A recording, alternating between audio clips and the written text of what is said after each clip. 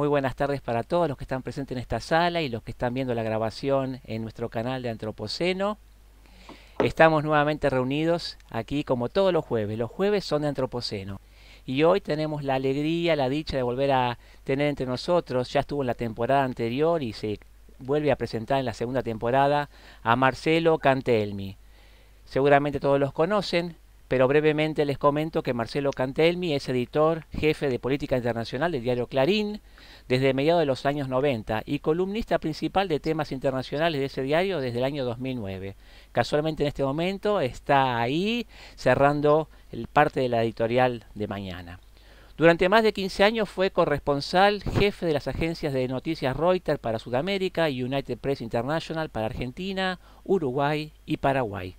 Tiene una larga carrera de periodismo porque se ocupó de la reanudación de las relaciones diplomáticas entre Argentina y Gran Bretaña en Londres, Madrid y París. Ha cubierto las guerras narco en Colombia, la crisis de la Segunda Guerra del Líbano en el norte de Israel, el proceso de la primavera árabe en Túnez, Egipto, Libia, Siria y a lo largo del 2011. También fue el primer periodista de un medio gráfico de Buenos Aires que ingresó al este libio cuando comenzó la revolución. Dirigió las coberturas de los atentados de las Torres Gemelas, las guerras que siguieron en Afganistán e Irak y se ha especializado en evaluar los efectos de las crisis económicas global de 2008 en la geopolítica mundial. Ha sido el único periodista de un diario argentino que entrevistó en exclusiva en Damasco al hombre fuerte del régimen sirio, Bashar al-Assad, y ha reporteado también a la mayoría de los líderes israelíes. Es docente de la Universidad de Palermo, en el Observatorio de Política Internacional, y publicó, entre otras cosas, El fin de la era Bush, de 2008, Diario de un viaje en artículos de una revolución, en el 2012, y Una primavera en el desierto, con más de 5 años de trayectoria, con más de 5 años, 5 décadas de trayectoria. Te rejuvenecís, Marcelo. Tenemos el gusto de tenerlo aquí a Marcelo. El auditorio es tuyo, bienvenido. Bueno, muchas gracias realmente. Para mí siempre es un gusto estar con ustedes charlando de esta manera cómoda, ¿no?, respecto a acontecimientos tan graves como los que estamos viviendo en el mundo en este momento. Había, antes de que empezáramos la grabación, un comentario de Lisandro que viene bien como pie respecto al arranque de esta charla, que señalaba, bueno, a partir de un artículo de Ian Ferguson, cuál será la razón que podría haber motivado este episodio tan asombroso, tan sorprendente. La guerra está cumpliendo en estas horas un mes. Es la guerra de una potencia moderna, sus fuerzas armadas, muy moderna ciertamente, y me refiero con moderno por la capacidad de ataque que mostraba hasta hace poco Rusia, con armamentos de nueva generación como los misiles ultrasónicos que se han usado en este conflicto, de modo que se esperaba que esto iba a ser un movimiento muy rápido en la Blitzkrieg, de cuestión de días, para que caiga un país mucho más débil frente a su vecino, y además con una economía realmente en ruinas. Es el país más pobre del este europeo, Ucrania. No pasó eso. Hace un mes que se produjo la invasión, la guerra, esto que Rusia se niega a llamar de este modo, y no hay ninguna capital importante de Ucrania en manos de los rusos. Por el contrario, lo que estamos notando es que hay una recuperación de ciertos objetivos por parte de las fuerzas ucranianas, que tienen un gran apoyo, como saben, de Occidente. Es absolutamente sorprendente el trasiego de armamento que ha venido pasando de Polonia a Ucrania desde que empezó este conflicto. Eso aparte de una serie de novedades que vamos a desarrollar de a poco. Ahora vamos primero por el arranque.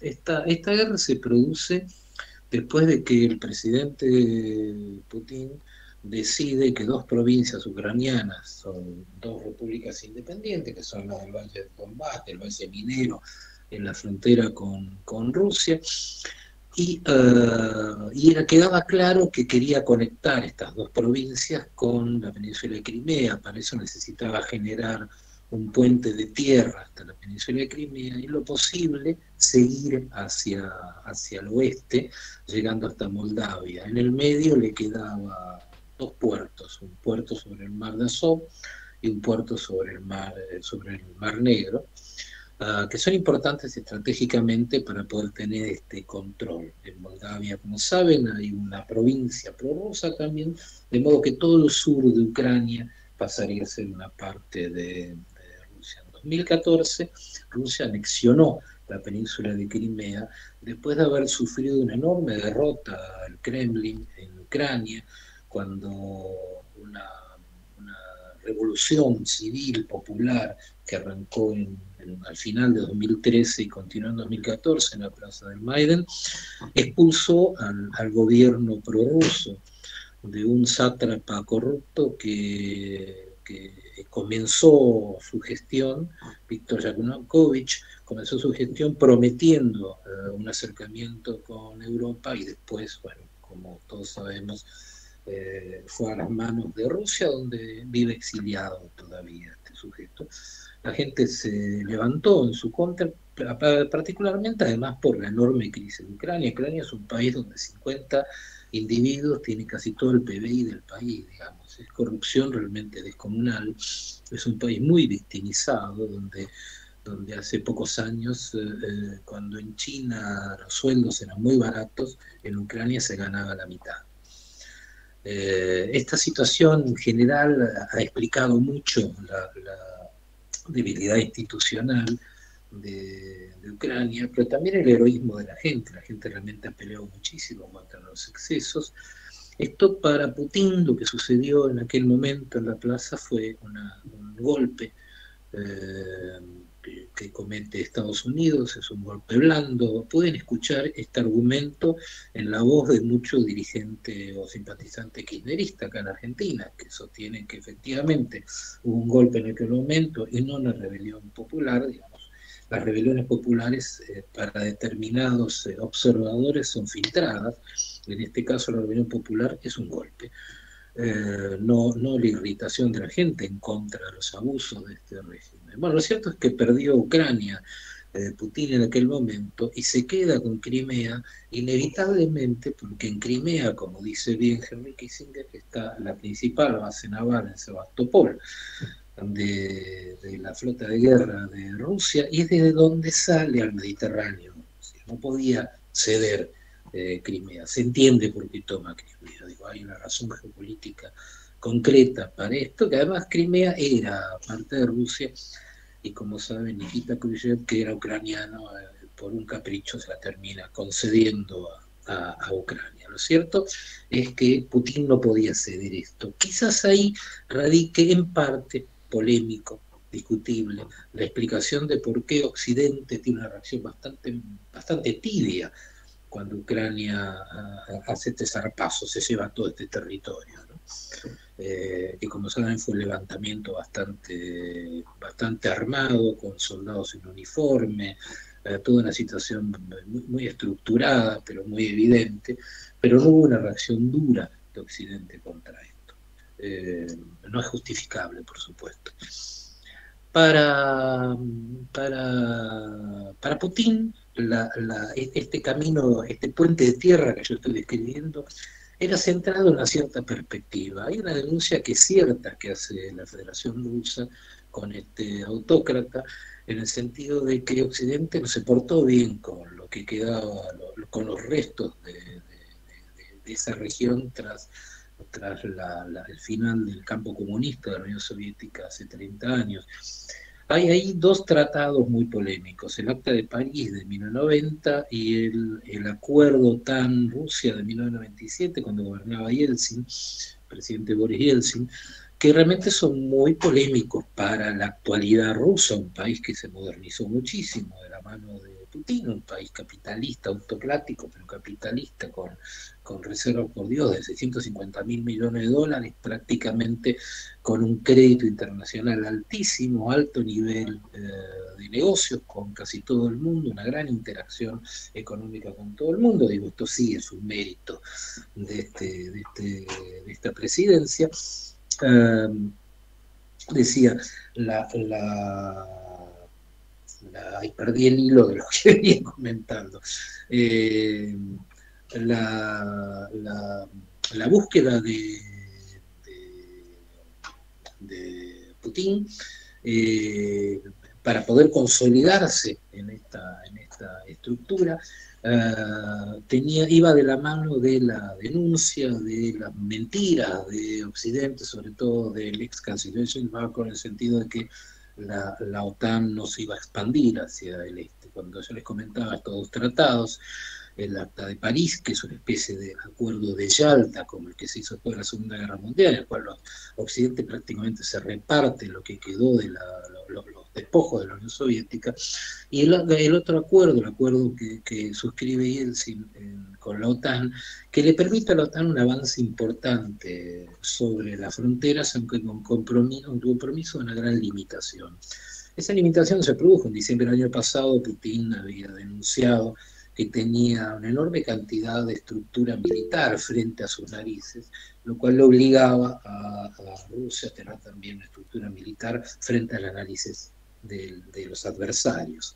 Esta era la denuncia más importante, de ahí que él mostraba, exhibía con cierto orgullo sus misiles ultrasónicos, porque él decía en 5 minutos pueden liquidar a aquel que apriete un botón en contra del Kremlin. Es decir, la toma del territorio podía tener esta motivación, más allá de un discurso de restauración zarista sorprendente, pocas horas antes del inicio de la invasión, un lunes por la noche, que realmente sorprendió al mundo por el contenido mesiánico de ese discurso. El contexto de la invasión está muy enganchado con la situación mundial durante la pandemia. La crisis económica asociada a esta enfermedad generó una crisis económica muy importante en el norte mundial, que todavía la estamos viviendo, donde se ve un crecimiento de la inflación notable, cierto desabastecimiento por las dificultades del rebote de la enfermedad, y además un gobierno norteamericano que sufrió un verdadero bochorno en la salida de Afganistán, con un presidente como Biden, muy debilitado electoralmente, y además con el antecedente del desvío populista de Estados Unidos con Donald Trump, que nada indicaría que no pueda volver al poder.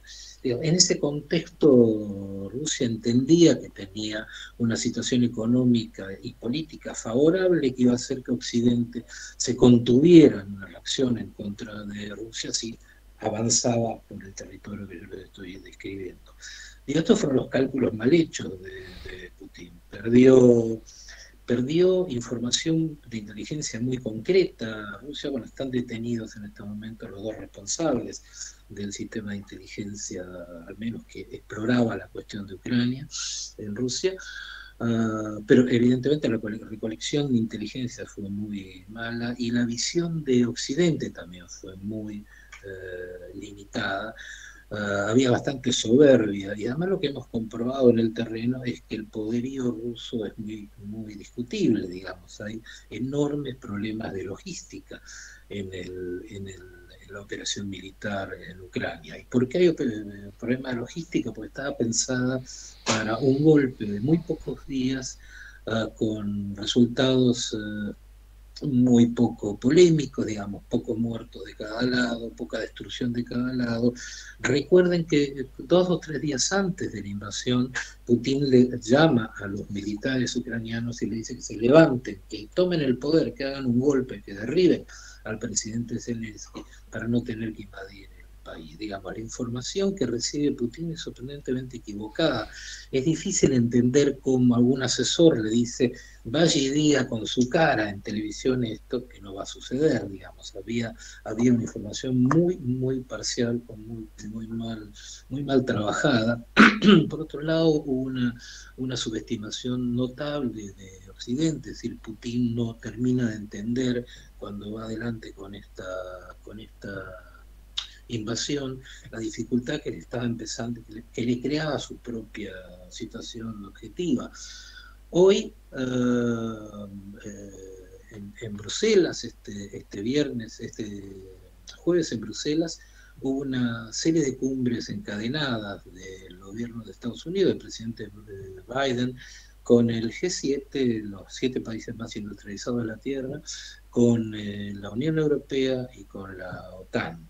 Una síntesis de todas esas reuniones es que, si me permiten la palabra vieja, la burguesía mundial se puso de acuerdo en acciones muy concretas para reducir absolutamente la posición de Rusia. Era notable ver el contracté, la actitud física de esta dirigencia, con muchas sonrisas, bromeando entre ellos, digamos, gente ganadora, frente a un problema de la magnitud de la que estamos hablando, señalando varias cuestiones que son muy relevantes. Si Putin quería formar un buffer frente a Occidente con esta toma de estos espacios territoriales de Ucrania, el resultado es absolutamente inverso. En este momento hay casi 100.000 hombres de la OTAN, sobre todo Estados Unidos, en la región. Se apunta a que haya 200.000, digamos, a haber un crecimiento notable de la presencia occidental frente a las narices de Rusia en toda Europa del Este. La OTAN, que tenía una crisis de identidad realmente muy, muy marcada, encontró un sentido gracias a esta invasión. Y Biden, que llegó a la presidencia de Estados Unidos hace poco más de un año con la idea del Estados Unidos que vuelve, que retorna, que buscaba la cabecera a la mesa y no la encontraba en ningún momento, bueno, finalmente se le acaba de proporcionar Putin. El liderazgo de Estados Unidos en este momento es absolutamente visible, muy concreto, y aparte con acuerdos que hasta hace pocos días eran imposibles de llevar a la práctica. Por ejemplo, que Alemania, principal cliente del gas de Rusia, abastece casi el 50% de Alemania con el gas ruso. Alemania suspendió posiblemente para siempre el Nord Stream 2, este inmenso gasoducto que le iba a llevar ese abastecimiento al 70% de Alemania, y están buscando alternativas que va a ser para el mediano plazo, alternativas de relevo de la energía rusa. Este viernes se firma en Bruselas un acuerdo que también hace muy pocos días hubiera sido imposible ser llevado adelante, un acuerdo para la venta de gas licuado norteamericano a Europa, en bases bajas, todavía no con la dimensión que se necesita. Creo que es más o menos un 30% de las necesidades del bloque, pero para Estados Unidos significa un ingreso realmente espectacular, y es el primer paso de una desconexión de Europa de Rusia. Dense cuenta que Rusia recibe cada día 800 millones de euros por el gas. Si ustedes multiplican eso por el año, es un ingreso notable, casi el 16-17% del PBI ruso. Rusia es una economía mediana, intermedia, es un poco más chica que Brasil. La economía rusa de Brasil es un poco más grande. De modo que las cifras que estamos comentando son muy importantes. Pero Rusia comete este disparate justo en un momento que estaba creciendo políticamente, porque estaba creciendo económicamente, ¿no? Yo soy un seguidor muy concreto de las ideas que sostienen que la política emerge de las condiciones económicas, como decían los realistas de las relaciones internacionales norteamericanas, siempre las capacidades las posibilidades dependen de las capacidades. Cuanto mayor capacidad tengo, más posibilidades de extender mi mano voy a tener, y eso depende mucho de la capacidad de la estructura económica de los países. A Rusia le estaba yendo muy bien. Rusia tenía no solo las reservas, yo les acabo de comentar, era la base de empresas internacionales, y la banca internacional más absoluta tenía un acuerdo con China francamente notable, con la segunda economía del mundo, para un crecimiento parejo que, al interactuar con el resto del mundo por la era de la globalización, le permitía a Rusia tener una de las cartas de crédito más ambicionadas en el mundo, digamos, la más alta posible. Aparte un Banco Central que estaba reduciendo la inflación un 4%, estaba logrando crecer pese al golpe del coronavirus, y su intercambio comercial con China había pasado de cerca de 20.000 millones a 140.000 millones de dólares, ahora camino a 200.000 millones, cifra también muy importante para el tamaño de la economía rusa. Es decir, tenía todos los elementos para aquello que decía Lenin, ¿no? Putin desprecia a Lenin, pero tendría que haberlo leído un poco. Lenin decía que la política es economía concentrada, es decir, que el poder económico realmente permitía mucho más que los cañones. Digo, Putin tenía la posibilidad de seguir extendiendo su estructura capitalista sobre Europa, interactuando con el resto del mundo, había logrado centralizar nuevamente a Rusia dentro del panorama mundial, y hubiera llegado sin duda fácilmente a un acuerdo con la pobre Ucrania desde otro lugar que no sea la de la crisis de 2013-2014 que les comentaba del MAD en Ucrania, digamos. Perdió de vista eso. Hoy la economía de Rusia va a perder, se calcula, un 7,5% el año que viene. Su tremenda estructura de 650.000 millones de dólares de reservas prácticamente está fulminada porque ese dinero estaba repartido por el mundo y no tiene acceso Rusia a esa plata, está bloqueado.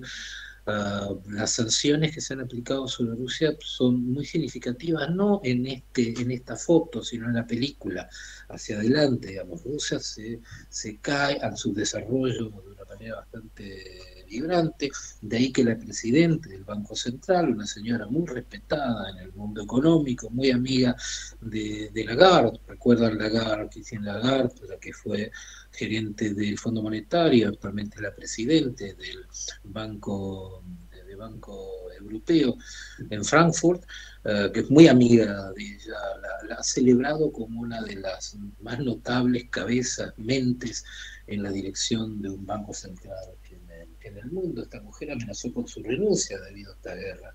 La retuvo Putin, pero ya es público que quiere irse porque está en contra. Digo, lo que ella está reflejando es la posición del establishment de un país capitalista como es Rusia. Rusia es un gran país capitalista con un gobierno autoritario, como está haciendo, si quieren, como notita al pie de página la Venezuela, que es un invento de Rusia. Rusia tiene una suboficina en Ministerio de Economía que atiende las cuestiones rusas, por eso PDVSA se fue de Lisboa a Moscú.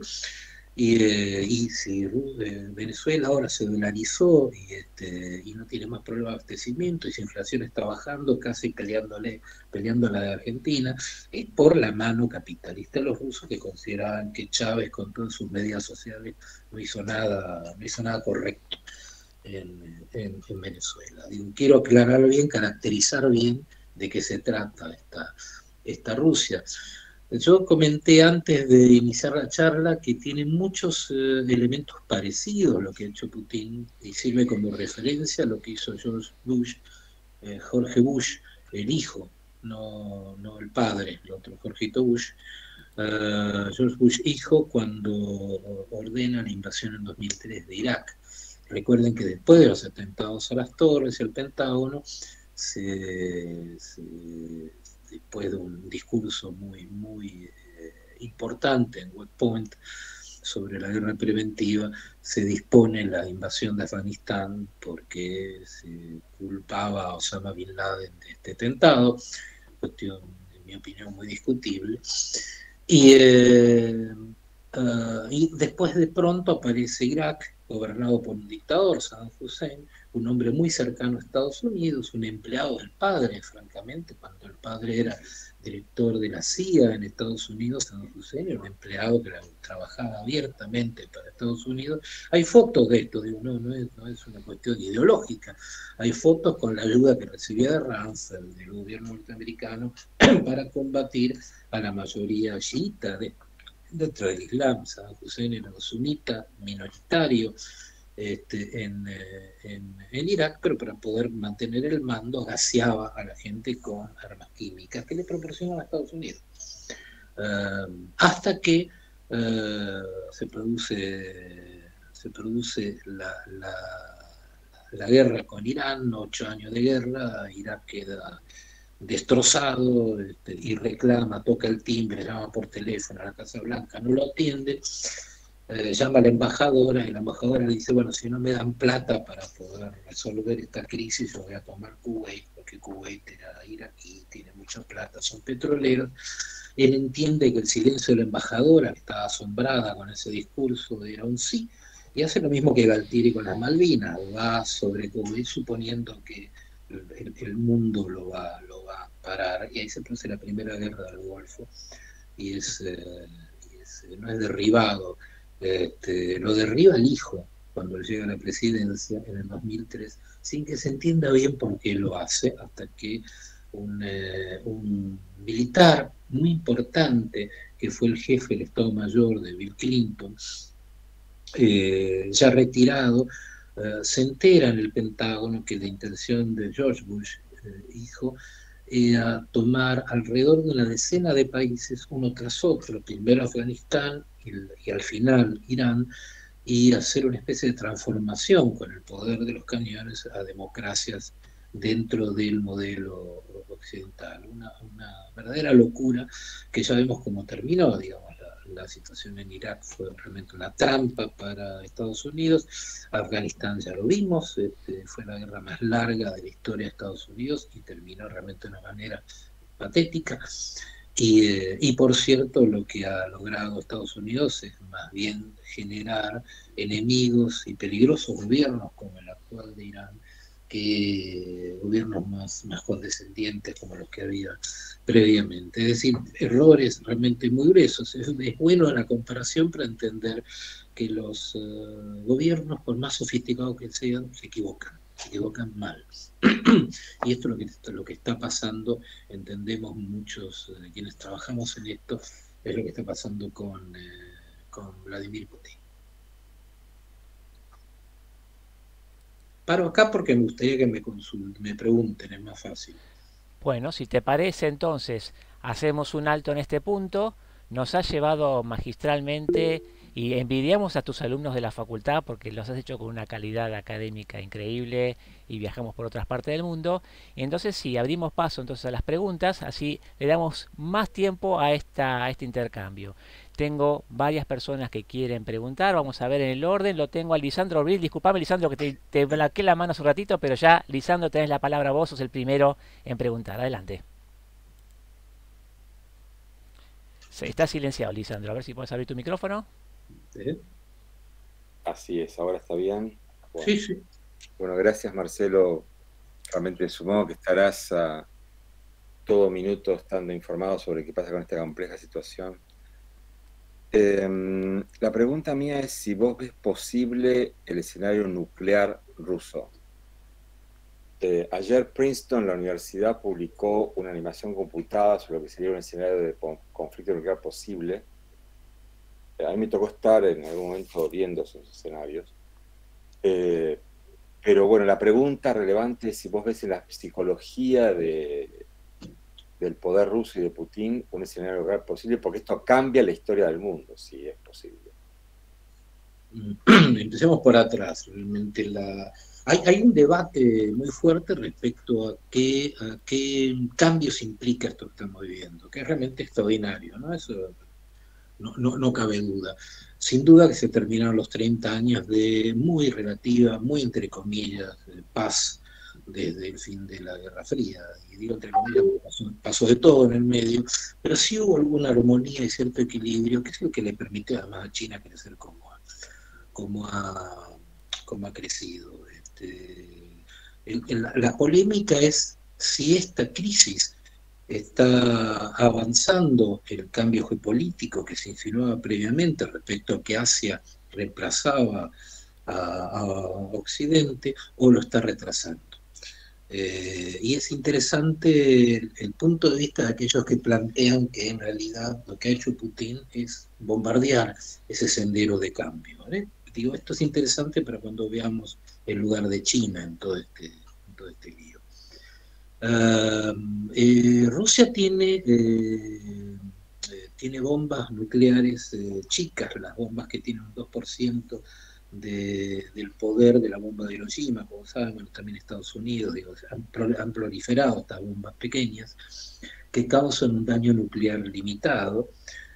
Hace pocos días usó Rusia misiles ultrasónicos en esta guerra, algo que parece totalmente excesivo e innecesario, pero era una demostración de que va corriendo líneas. Y hace 48 horas el jefe de prensa, el vocero principal del Kremlin, hablando con Cristiana Mampur en la CNN, dijo que se mantenía la posibilidad del uso de armamento atómico en la medida en que, y acá es muy abstracto, en la medida que la Federación Rusa esté viviendo una situación significativa de seguridad. ¿Qué será eso? Veremos. Se supone que es muy difícil llevarlo adelante, se supone que si Alemania, Italia y Hungría cortan la recepción de gas ruso, es decir, eliminan la compra de gas ruso, eso le fracturaría completamente la espalda financiera a Rusia. Eso podría llegar a ser una medida que afecte sensiblemente la seguridad de Rusia. Otra posibilidad es que, según ellos, que tienen 4 o 5 condiciones para usar armamento atómico, es que sean atacados por esa vía, que entre la OTAN a Ucrania, que haya algún accidente que habilite el movimiento occidental. El tema es que Putin, al revés de lo que se suponía previamente sobre una estrategia inteligente y cauto, ha demostrado en esta guerra que no es cauto y su inteligencia está en duda, digamos, por los errores cometidos, lo cual habilita la especulación sobre la bomba atómica. No la descarta nadie, lamentablemente. Justamente, si vos seguís The Economist, habrá visto el artículo de Tom Schelling sobre la posibilidad de error. Bueno, el error forma parte del escenario de guerra siempre, y además, como dice Kissinger, entrar a una guerra es fácil, el drama es salir. Acá podría llegar a ocurrir al revés, si uno es optimista, la posibilidad de algún tipo de negociación que le permita salir en algún sentido victorioso a Putin, llevándose una parte de Ucrania, como pasó con Stalin en 1939 con la guerra de invierno contra Finlandia, que se llevó un 10% del país. Pero es divertido porque Stalin, al igual que ahora, envía al ejército rojo en la suposición de que los locales lo iban a recibir con los brazos abiertos, proletariado finlandeses, así que bueno, que están acá, muchachos, los iba a invitar a comer y demás, y los recibieron con balas, y duró 3 meses y medio la guerra. Y la victoria fue bastante relativa, el golpe para Stalin fue de tal magnitud que convence a Hitler de que es posible atacar a Rusia en la Segunda Guerra Mundial. Por eso se anima a Hitler a ir sobre Moscú, debido a esa contingencia. De modo que la posibilidad de que esto se vaya de las manos es absolutamente cierto, pero también existe esta posibilidad. Lo que está de todas maneras quedando claro, que a Occidente mucho no le está interesando que haya una negociación, que a Occidente no le está interesando en absoluto que Zelensky negocie con Putin. De Gaulle decía que al enemigo no hay que derrotarlo, sino convencerlo de que ha perdido. Acá me parece que lo que se busca es una derrota en toda la línea, que lleve a Rusia a una situación realmente calamitosa, con lo cual o pasa a ser una tribu de China o termina con este conflicto previo que había dentro de Rusia entre el sector que quería ir a Occidente, que quería ser Francia. Ustedes recordarán el gran debate sobre el lugar histórico de Rusia hacia Europa, o el sector que se aferraba a la idea de la madre patria y de la diferencia identitaria de Rusia para no dar el paso hacia Occidente. Esta discusión fue tan fuerte que incluso en algún momento se planteó desde el Kremlin que Rusia ingresara a la OTAN, fíjense, digamos, el movimiento fue muy intenso de un lado hacia el otro. Y estas tensiones siguen existiendo porque se considera que un salto capitalista mucho más rotundo de Rusia la convertiría muy rápidamente en una potencia real. Ahora es una potencia regional, una potencia real. A Rusia, digamos, los intereses son muy concretos para moverse en esa dirección, y eso es lo que está faltando en este tema. Pero me parece que lo que está buscando Rusia es que Zelensky no negocie y que Rusia pierda en toda la línea, y hay que ver, acá sí, después lo charlamos, qué va a hacer China en este entuerto.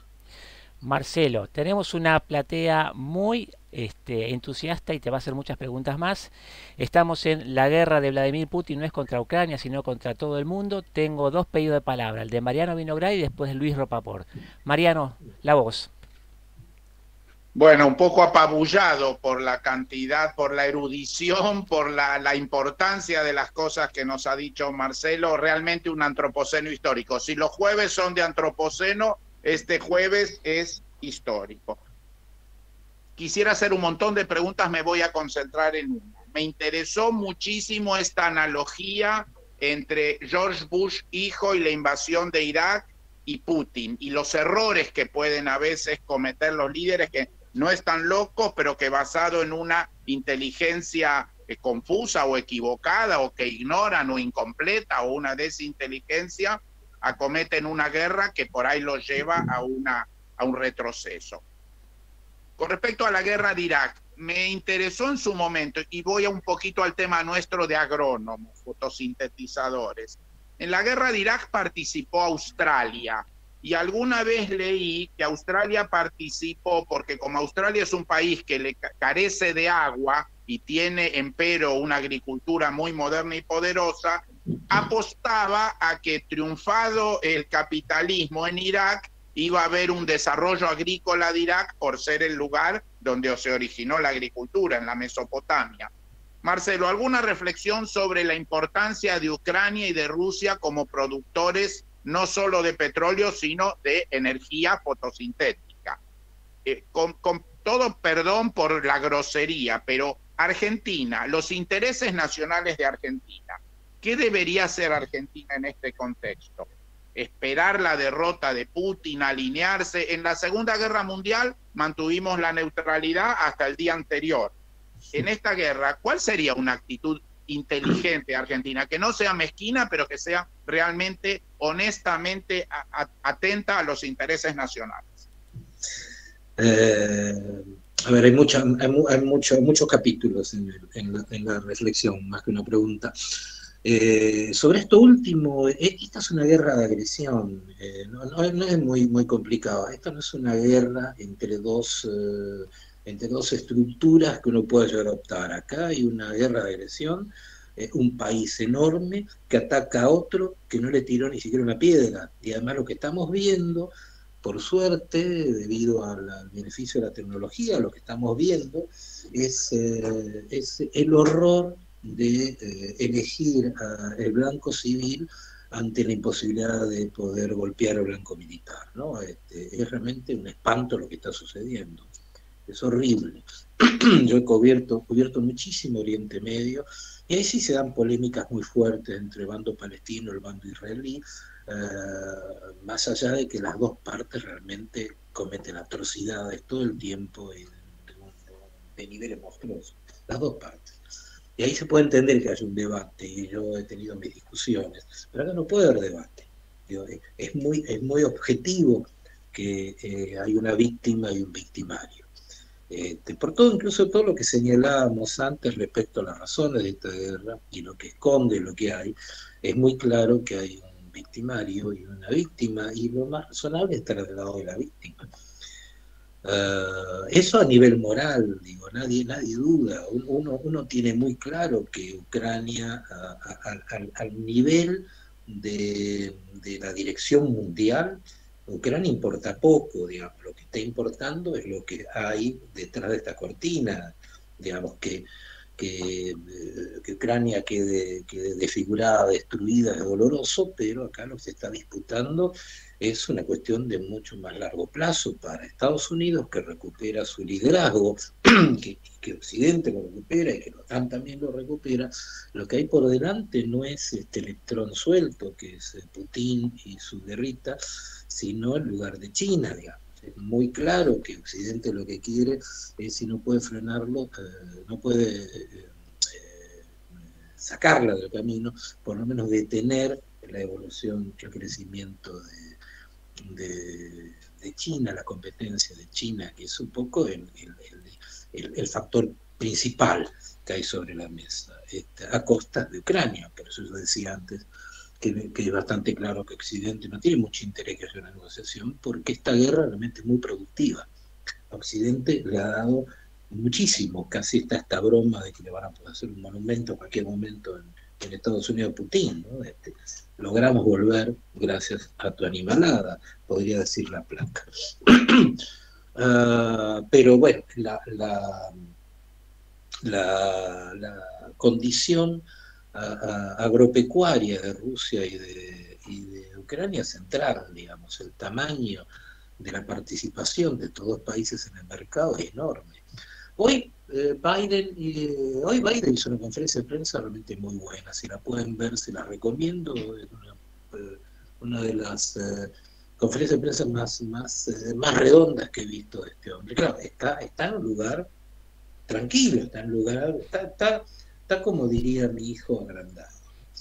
Se lo notaba incluso en la cuestión corporal, pero él le dice al mundo en esa conferencia de prensa, la cuestión alimentaria se va a poner muy grave para todos, y energética también para nosotros, también para Estados Unidos, ¿no? Lo dice el rico de la cuadra, pero él está planteando que todo el mundo va a sufrir muchísimo a partir de ahora. ¿Por qué? Porque los granos van a subir, porque el cereal alimentario va a subir, como va a subir el precio de la energía, como va a subir el valor de las tarifas. Mi corresponsal en Bruselas recibió ya la triplicación de sus facturas de luz y de gas, porque además fluctúan en el mundo real. Las tarifas de los servicios públicos son como el combustible, su precio va variando de acuerdo a una serie de factores, y esto va a generar un apremio social muy grande, a lo cual evidentemente también apostó Putin, en el sentido de que supone que la furia de la gente, la rabia de la gente contra su gobierno por este apretón en la billetera, le va a permitir a Rusia ganar espacio y ver cómo se debilitan sus enemigos. No parece que vaya a ocurrir, digamos, esto parece una ensoñación, más bien debido precisamente a lo que está mostrando en las pantallas de televisión, esta barbarie descomunal que está haciendo la ofensiva sobre Ucrania, que además realmente está como tocando un timbre interno en la gente. Pucha, ¿cómo puede ocurrir esto en Europa?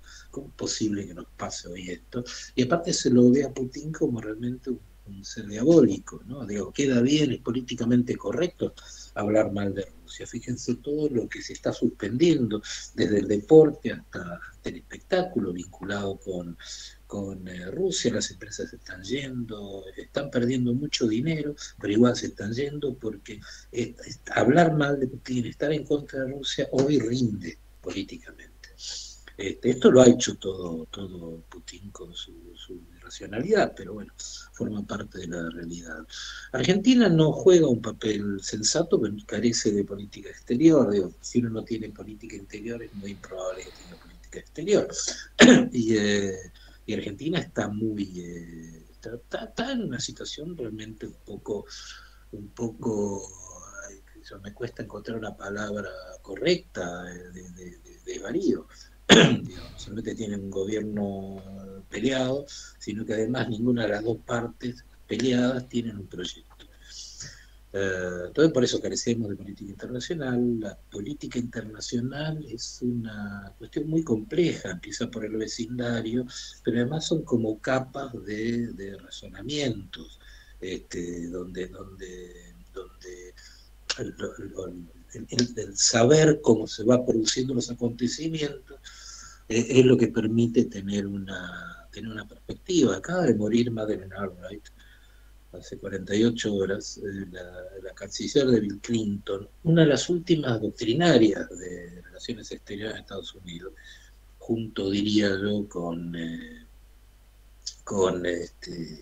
Kissinger, por ejemplo. Digo, si uno mira hacia atrás buscando lo que quedó, ¿no? O Brzezinski, que justamente decía que Rusia puede ser una democracia o un imperio, pero no las dos cosas al mismo tiempo, que es lo que está haciendo Putin ahora, ¿no? No es una buena democracia y tampoco sirve como imperio. Ahí hay una escuela de doctrina. Con esta mujer había esta escuela de doctrina, con el Albright, que crece precisamente porque visualiza las tensiones mundiales y las va explicando y las va caracterizando. Eso es la política internacional, eso no hay acá. Por eso no hay una posición clara sobre Ucrania, no hay una posición clara sobre Rusia. Lo que hay es una admiración de parte de un sector del gobierno por Rusia, porque ese modelo autoritario es el que se quiso en algún momento implantar acá. Un presidente por encima de las instituciones, que controla el Parlamento, controla la justicia, censura la prensa, y si te portás mal, y bueno, posiblemente tu comida tenga algún agregado desagradable. Marcelo, te interrumpo. Estamos vos de la redacción y todavía tenemos dos personas que quieren hacerte una preguntita. Si te parece, les doy paso a ellos. Lo tenemos primero a Luis Ropopor y después a Richard Bindi. Luis, ¿podés preguntar? Estás con el micrófono no había cerrado. A ver, abrí Luis, sí, por favor. A ver. Ahí está. Ahí te escucho. Perdón. Ahí está.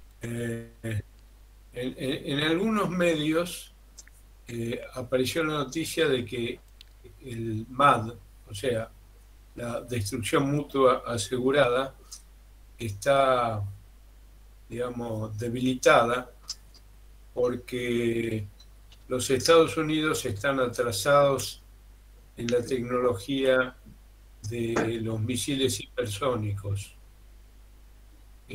mientras que Rusia y China le están ganando. Primera pregunta es, ¿qué hay de cierto en eso? Porque eso pondría todo el equilibrio, digamos así, de la Guerra Fría en cuestionamiento, tanto como la Guerra de las Galaxias, digamos. Y la segunda pregunta es, ¿cómo ves el desarrollo de la guerra? Porque en lo inmediato las noticias giran alrededor de que Ucrania podría estar ganando. Ahora, resulta poco verosímil de alguna forma esa interpretación, ¿no? Entonces, son esas dos preguntas nada más. Así es inverosímil, sí. No está ganando, que no le está yendo bien a Rusia. Es muy diferente. A Rusia no le está yendo bien en la guerra. Y eso hace que el lugar de Ucrania crezca. Pero no es que Ucrania le está ganando a Rusia, ni mucho menos. Creo que Rusia está perdiendo sobre sí misma. Lo que puede esperarse la evolución de la guerra antes de pasar al tema de los hipersónicos, lo que puede pasar en la evolución de la guerra es que nos despertemos mañana o pasado con el ejército ruso reorganizado, mejor instalado, más ubicado. Fíjense que Rusia está pegando mucho más en el sur. Tiene evidentemente un plan mucho más claro en el sur de Ucrania que en el norte. Le interesa poco Kiev, le interesa más las dos ciudades portuarias, una sobre el Mar de Azov y otra sobre el Mar Negro, Odessa, por ejemplo. Que los expertos militares señalan que, por ejemplo, tomar Odessa implicaría mucho tiempo, digo, más de un mes, porque es una ciudad muy complicada, muy fortificada, muy sostenida, en fin. No sé si tiene un mes más, porque acá se arman una serie de escenarios y de preguntas que son muy difíciles de responder, Esto tenía que haber sido rápido. Al no ser rápido, genera costos muy importantes. Acaba de renunciar y escaparse de Rusia uno de los funcionarios más relevantes de la historia del putinismo, como el que era el jefe del área climática, pero además tenía funciones de asesoramiento. Se fue porque estaba en contra de la guerra. Comentaba antes lo del Banco Central. Hay periodistas que están renunciando a la televisión pública de Rusia de cargos relevantes, no menores, precisamente en contra de esto. Son pequeñas señales de incomodidad.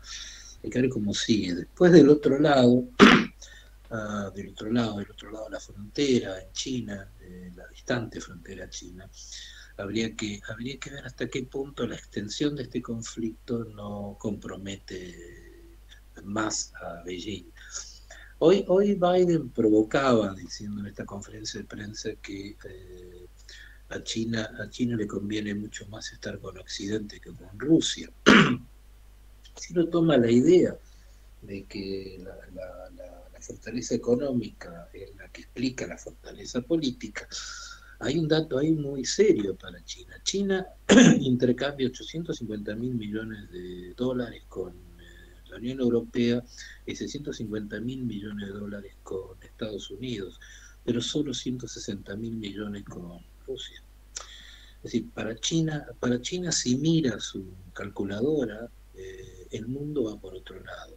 Por cierto, Ucrania y Rusia son parte elemental de la ruta de la seda, del BRI de China, que ha crecido muchísimo. Ojo, la ruta de la seda y los trenes y demás medios de comunicación con los que el comercio chino llega a Europa ha tenido un crecimiento significativo, y Rusia y Ucrania son parte de esto. En enero Xi Jinping celebró a toda pompa los 30 años de relación con Ucrania, el gran socio de China, decían en enero, Semana Santa de esta locura. Los hipersónicos, sí, efectivamente, la discusión es que Estados Unidos se estancó en muchos aspectos de la tecnología bélica, y la otra, digamos, China le sacó una ventaja con el 5G. Según el gerente o el CEO de Google, el desarrollo chino hace posible suponer que en menos de una década va a tener el liderazgo tecnológico mundial. Esto es la robótica, las computadoras de última generación, los sistemas electrónicos médicos y todo lo que ustedes puedan imaginar, aparte del tema de la mejora constante de la comunicación con un sexto G, que es lo que se está investigando en este momento. Y Estados Unidos había reducido con Trump la inversión en investigación, en I+D, investigación y desarrollo. Recién ahora empieza a invertirse un poco más, pero Estados Unidos tiene un problema muy fuerte por el costo que le generó la crisis que le generó el coronavirus, y tan mal gestionado por parte de Trump en su momento. Ahora con buenas noticias, porque está descendiendo de una manera bárbara la desocupación, pero de todas maneras la capacidad presupuestaria de Estados Unidos no es la que era antes. Y esa es una dificultad. Hace poco China probó un hipersónico, y aclaremos, el hipersónico es un proyectil que va muy bajo, va a una enorme velocidad, se dice de hasta 10 veces la velocidad del sonido, y en lugar de ir hacia adelante va hacia atrás, da la vuelta a la Tierra y pega por la retaguardia. Tarda 40 minutos en dar la vuelta a la Tierra. Por eso es muy difícil de pescar, es muy difícil de detectar este aparatito. China lo hizo y dijo que era un proyectil común, negó. Rusia lo hizo y dijo, este es el hipersónico mejor del mundo. Rusia sale con todo a publicitar su proyectil.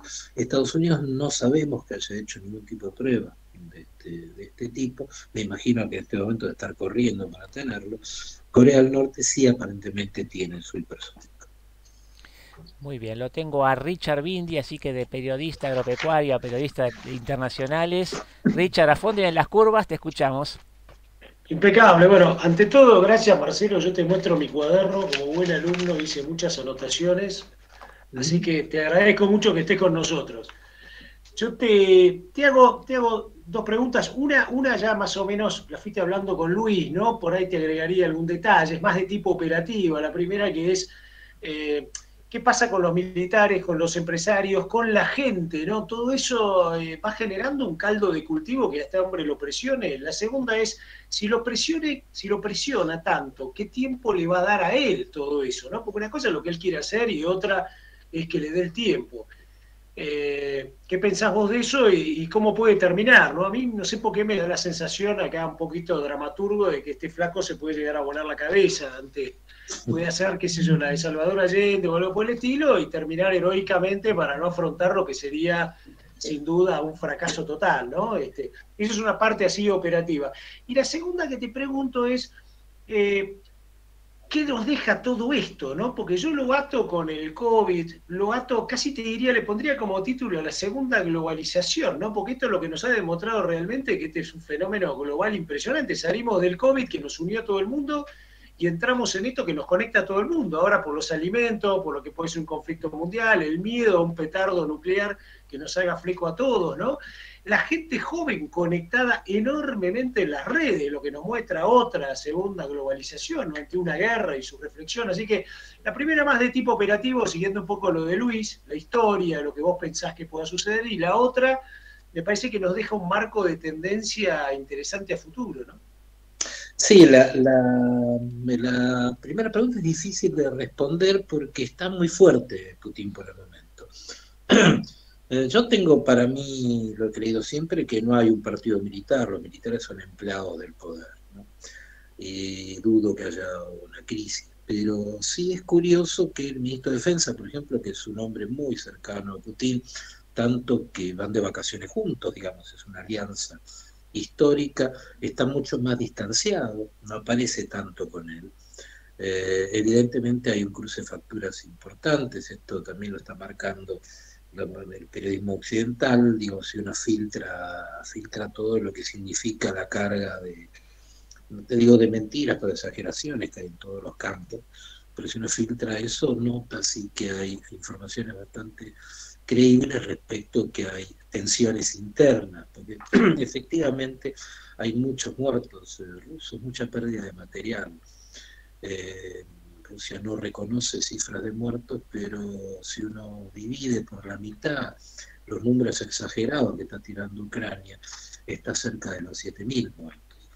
Que según los especialistas es muy posible ese número, que es una barbaridad, realmente es una barbaridad. Y están los nombres, según Ucrania, de 8 generales que murieron en combate. Matar a un general en combate ya es muy sorprendente. Matar 8 Patton, Montgomery, indica que hay mucho jerarca en el terreno para levantar la moral de la gente. Y levantar la moral porque no es claro que es el sentido de esta guerra. Acá estamos hablando de madres de 40 años, quizás de 50, exagero, de chicos de 20 años que están ahí. Madres jóvenes, informadas, con otra mentalidad, no de mitad del siglo pasado, de la primera parte, sino de esta etapa, que están haciéndose la pregunta también, ¿qué es esto? ¿Le creemos que vamos a desnazificar a Ucrania? Es complicado, digamos, desde ese lugar, pero yo creo que el factor primordial que va a regir lo que pueda suceder es la economía. Hay empresas privadas rusas, por ejemplo de petróleo, que han perdido el 99% de su valor accionario. 99%. Y si uno mira todo lo que rinde la bolsa en este momento en Rusia, da todo abajo. Ahora Putin está pidiendo que le paguen el petróleo en rublo, una medida desesperada que indica cierta astucia, porque eso hace que el rublo aumente, se había bajado muchísimo, había perdido valor muchísimo, pero, pero indica la desesperación, la dificultad que está empezando a encontrar en el país. Naturalmente, en el primer mes no vas a tener desabastecimiento. Posiblemente en el segundo mes tengas un poco de desabastecimiento, ya tenés problemas para pagar el subte, el metro, el colectivo, el supermercado, porque no tenés más la tarjeta de crédito, no podés pagar electrónicamente, porque las empresas que hacían eso se retiraron, no podés ir a comer una hamburguesa a McDonald's, etc. Tu vida cambió enormemente, y el tema es a causa de qué. ¿Qué estamos haciendo en Ucrania? Que son nuestros hermanos. Muchos rusos tienen parientes del otro lado y viceversa. Es una situación muy incómoda esta, muy, muy incómoda para el poder. Por eso tenía que ser rápido. Si dura mucho, se vuelve una situación bastante más debatible. ¿Tu segunda pregunta era? La segunda es, ¿cómo lo repensás vos como una tendencia a futuro, ¿no? Porque me parece que acá hay gente muy joven, gente que no conoció la guerra ni la vio nunca, que eso, en el fondo, eso casi que nosotros no la vimos, ¿no? Y de repente te encontrás con las redes sociales comunicándote con gente muerta. Yo tengo hijos que tienen 20 y pico años, están reimpresionados con esto, no pueden creer, el miedo a una bomba nuclear, ¿viste? Y eso atado al COVID, ¿no? Decís, flaco, acabamos de salir de esto y nos metemos en esto otro. Sí, estamos mucho más vulnerables, esto es cierto, Ricardo. Además está pasando en Europa.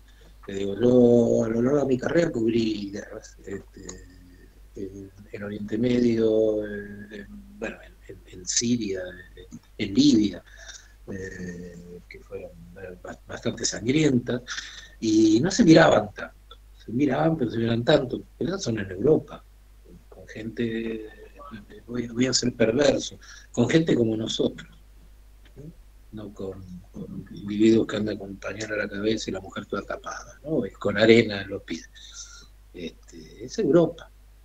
Europa, fíjense que yo, por ejemplo, cubrí alrededor de 4 conflictos solo. En Ucrania aparece el Everest, hay un ejército de periodistas. Nosotros mismos, este grupo periodístico, diario, canal, radio, tiene 8 personas. 8, es maravilloso. Estar con otros ya es maravilloso. Estar solo no es nada cómodo. Uno discute con uno mismo, ¿qué hago? ¿Para dónde voy? ¿Cómo voy? Esta guerra es en Europa, esta guerra es como si fuera en Alemania, está bien, es en la parte pobre de Europa, en el este europeo, pero es en Europa y tiene sentido europeo. Por eso está tan fuerte. Pero ciertamente lo que venimos viviendo es que somos más vulnerables. Somos vulnerables a un nivel que vemos poco. La crisis de la democracia es enorme. Hay una percepción generalizada de que nuestro modelo republicano no rinde, no resuelve nuestros problemas. Esto era antes de la guerra. Por eso se multiplicaron los autoritarismos en todo el mundo a partir de la crisis de 2008, por ejemplo. Ahí ya eso nos ponía vulnerables, digo, que aparezcan Trump, el Brexit, que se fortalezca Le Pen, que aparezcan alternativas absolutamente fanáticas por todos lados, como en el norte de Italia y demás, todos amigos de Putin, por cierto, recordemos, todos los neofascistas europeos son íntimos amigos de Putin.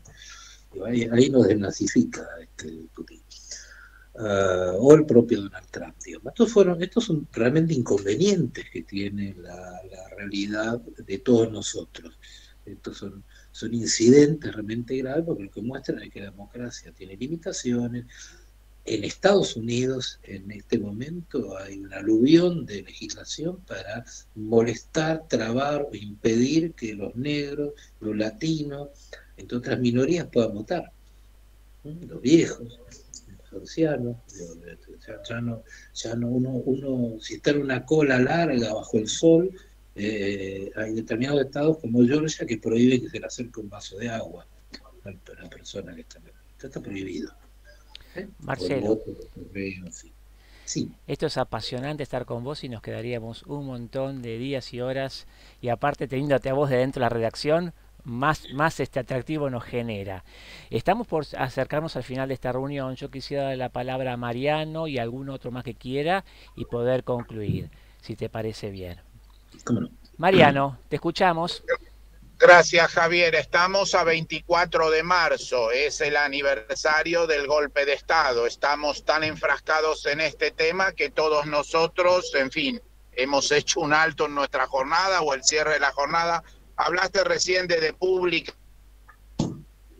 En la dictadura tuvo un alineamiento con Rusia porque en aquel momento violamos el embargo y le vendimos cereales a Rusia. ¿Alguna reflexión en este día tan peculiar? ¿Tiene algo que ver? Es, digamos, vos que sos tan lúcido encontrando analogías y vínculos, ¿qué tendría que ver que hoy 24 de marzo estamos hablando de esto? No, el tema es más triste, digamos. Está un poco degenerada la memoria, lamentablemente, ¿no? Este es un día de la poca memoria. Digo, yo a veces, en mi ingenuidad, creo mucho en las películas donde el malo es aprendido, juzgado y va a la cárcel. Eso es lindo, eso sería muy agradable. Yo recuerdo, yo soy muy crítico a este gobierno, claro, pero recuerdo mucho un discurso de Cristina Kirchner, en la cual ella dijo que ella votó a Luder y defendía las ideas de Luder. Luder estaba en contra del juicio que Alfonsín llevó adelante contra los genocidas de la dictadura militar, dictadura que yo padecí personalmente porque estaba enfrente de esa gente, ¿no? Y no me exilié. Y fueron grandes cuestionadores del coraje de Alfonsín en aquel momento, llevó adelante nuestro propio Nuremberg. Eso no se cuenta. Y aparte hay una especie de enorme aprovechamiento de este enorme, otra vez redundo, problema de aprendizaje que tiene un amplio sector de nuestra población. Me refiero a problemas de lectura, de entendimiento, de comprensión, que no es la Argentina de antes, que no tiene capacidad analítica y cualquier cosa que le dicen es creíble. Casi lo mismo que hace Putin en Rusia, si ustedes prefieren, donde él dice que esto no es una guerra, no una invasión, lo que pasó en Ucrania, sino que es una acción militar especial, donde los ucranianos están felices porque Rusia los está salvando. La única reflexión que tengo, yo no sé, me ha resultado siempre muy antipático como lo arrebatan símbolos acá y en todas partes. Muy bien. Lisandro Abril, si no nos parece mal, sería la última voz de esta reunión. Lisandro, estás con el micrófono cerrado. A ver. Sí, está en el chat la pregunta. Tu intuición, Marcelo, ¿esto es una guerra corta? ¿Se termina en una semana, 2 semanas, 3 semanas? ¿O es larga y pues un nuevo Vietnam? Porque yo escuché de vos, parece que Occidente vaya y la quieren larga. Yo creo que Occidente lo que no quiere es que esto se zanje con una solución diplomática que le dé una victoria a Putin. Me da la impresión, viendo una serie de elementos, que Occidente lo que quiere es subsumir a Rusia. Rusia se metió en esta trampa, bueno, ahí quedará. Con un país realmente atascado y posiblemente, idealmente, pero muy improbable, idealmente, con un cambio de gobierno. Rusia. Uno puede creer, obviamente, en eso, en esa posibilidad ideal, que se va haciendo más fuerte, gana fortaleza en la medida en que la ruina de Rusia se profundiza, naturalmente. Por eso entiendo que cualquier posibilidad de una negociación hoy no existe. A no ser que sea con la rendición. Que Rusia reconozca que no puede. Con lo cual Putin va a tener que jubilarse, irse a la dacha. Le va a costar mucho trabajo permanecer en el poder con este golpe. En la medida en que se jueguen estos factores, la guerra puede durar bastante, puede durar otro mes y otro mes, se verá, pero ciertamente se está equilibrando. Ahora, si la posibilidad pasa por una destrucción total de Ucrania, y eso lo va a ver todo el mundo, y eso va a fortalecer muchísimo más Occidente. Me gustaría, como decía Tato Bores, ser cortina en el momento en que Xi Jinping lo llama a Putin, ¿no? Me gustaría saber cuál es el tono de la conversación, porque la alianza original tenía sentido dentro de determinado marco, pero esta profundización del conflicto realmente incomoda mucho a China. Y yo estoy publicando mañana a la mañana reflexiones de un asesor de Xi Jinping, chino naturalmente, con un think tank en Beijing, que plantea que Occidente tiene que llamar a China para sumarlo, y China tiene que escapar de esto, porque esta guerra está afectando, fíjense, ¿no? Muy dialéctico el señor, esta guerra está afectando el crecimiento comercial de China con respecto a Europa. Le aclara, no dice político, dice, ojo, esto está golpeando nuestro cimiento económico. ¿Qué es lo que quiere Occidente? Occidente quiere que China se reduzca para poder aliviar o frenar su desarrollo, para poder tener preeminencia a Estados Unidos y mantenerla, digamos. Esto es lo que está sobre la mesa, el liderazgo occidental contra el liderazgo asiático. Rusia le está dando un elemento importante, aparentemente Occidente, para que el liderazgo occidental perdure un poco más de lo que suponíamos. Marcelo, para ir cerrando, quisiera apelar un poco, no al intelectual, sino al periodista, al hombre que está con la pluma, esa persona que estuvo en los frentes de guerra, en muchos lugares, y ahora está desde este lado viviendo lo que es un conflicto bélico. ¿Qué pasa en tu día a día normal que a través de estos conflictos, no estando allí, pero estando acá con toda la información que te rodea? ¿Cómo lo vivís en la jornada tuya para poder armar nuevamente una información y separarte emocionalmente de lo que pueden ser estos acontecimientos? Sí, es toda una pregunta. No estoy muy acostumbrado a comentarlo, pero yo estaba muy interesado en ir a Ucrania. En realidad, a esta altura de mi edad y mi vida, soy el que tiene más experiencia en estas cosas acá en el diario, pero lo impidió una operación en un dedo del pie, una tontería. Pero bueno, eso me tenía un poco chueco y hubiera sido bastante incómodo.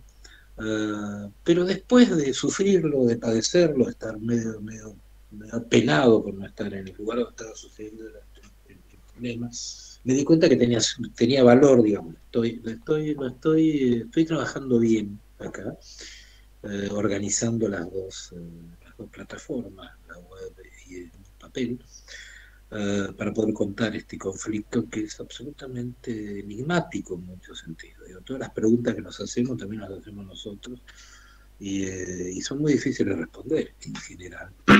Así que, bueno, mi día arranca muy temprano. Yo estoy llegando al diario cerca de las 9 de la mañana, después de leer todo lo que puedo, y me estoy yendo de acá sobre las 10 de la noche, sin parar. Prácticamente no tomo francos, es decir, estoy 7 días por semana. Y tengo un equipo chico, reducido, porque también todo lo que contamos, lo que le pasa al país, también le pasa a las empresas periodísticas, y no tenemos la dinámica del movimiento, el team que teníamos hace 10 años. De modo que se trabaja con otra intensidad, y además con cierto peligro, además porque hay que cuidarse mucho, porque el periodismo busca impacto para poder retener su cartera publicitaria, y ese impacto a veces es el que no hay que buscar. Así que tenemos también nuestras grandes discusiones acá sobre qué se publica, qué no se publica, cuánto se le da, a qué hay que darle importancia, en fin. Es un delgado equilibrio, ¿no es cierto? Día a día.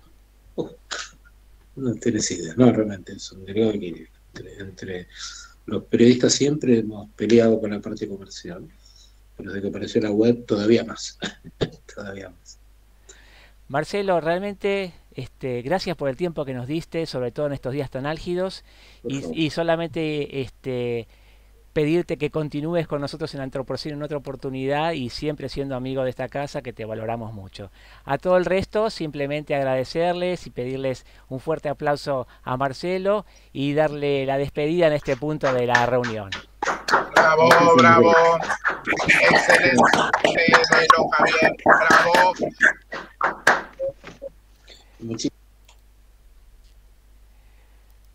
Muy bien, voy a pasar entonces puntualmente a hacer un cierre de esta reunión, agradecerle mucho a nuestro invitado y comentarles un poquito, anticiparles qué es lo que viene en Antropoceno en las próximas semanas, que hay unos temas súper interesantes para verlos.